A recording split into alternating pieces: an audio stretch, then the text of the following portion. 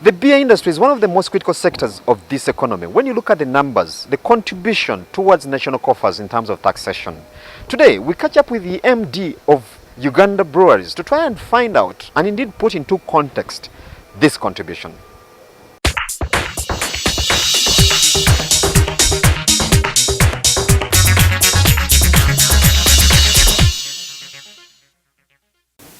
All right, sir, it's good to have you on the show, Money and Markets. You're most welcome.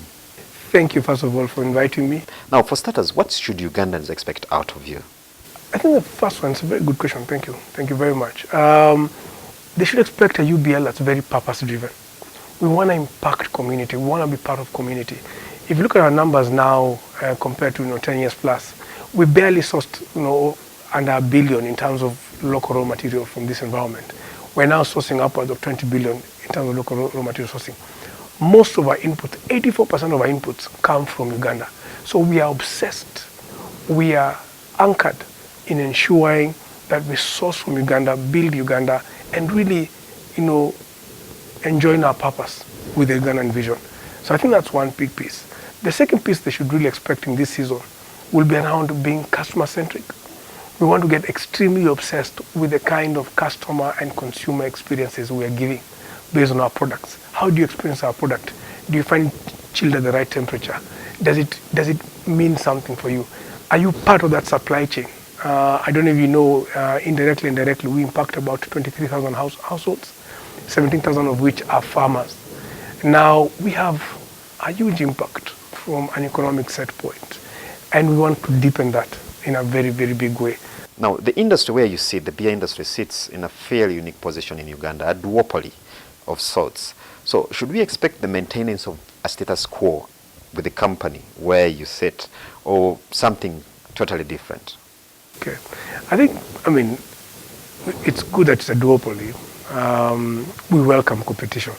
So I think that's my first statement. Competition is good. It's even good for the consumer, because then you have competing brands. And it means between myself and the other player, we are always refining our products to ensure we deliver quality experiences and quality products.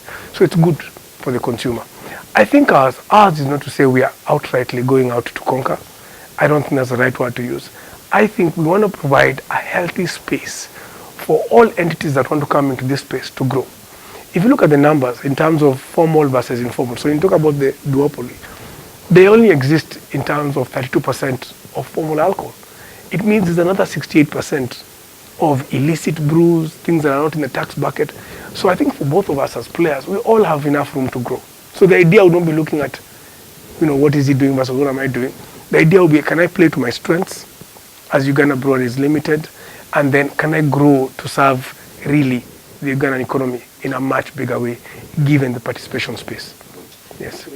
Now, talking about suppliers, what exactly do you source locally from the market here, and how sustainable are our suppliers? Essentially, when you talk about what we source, so we're talking about sorghum, we're talking about barley, we're talking about cassava, we're talking about the vessels that move our beer, so the crates, etc. If you're sourcing that from Ugandan companies, and if you're sourcing those materials from Ugandan farmers, then in turn, you're really giving back. You're really giving back. And then of course, our biggest expense is to URA. That's the bigger chunk of how we pay taxes. But if you were to break down our profit and loss statement, you realize that a good 80% to 90% of what we earn from a top line goes back to suppliers and supplier pockets. I'll ask you this as an expert in marketing and administration, because this company is fairly known for doing a good job in that space. What can SMEs, learn from you, how you've been able to move this journey and achieve what you've been able to achieve? Yes, beautiful question.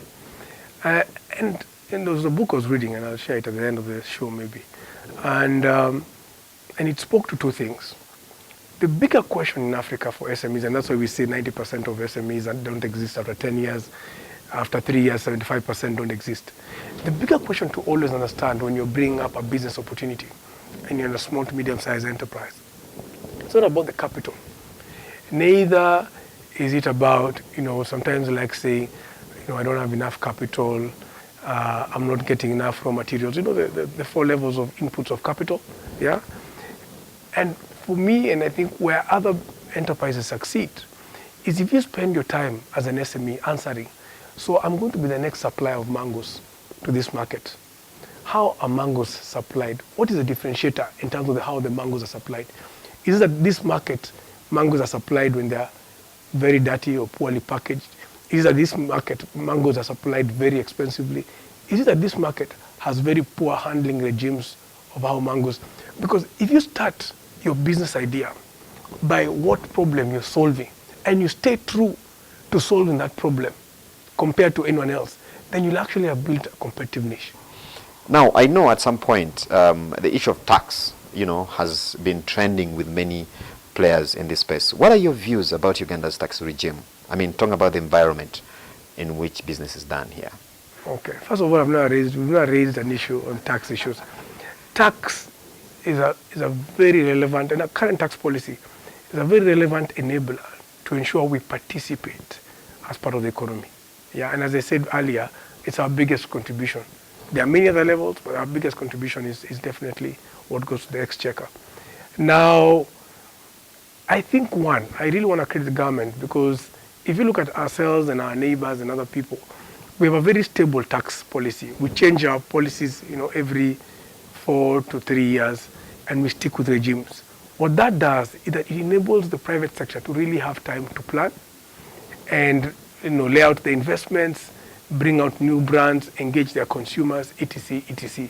So I think the fact that it's not too erratic and that it is phased, it really provides an enabling environment for the private sector. Yeah. On that note, sir, it's been a pleasure. Thank you very much. Thank you. All right.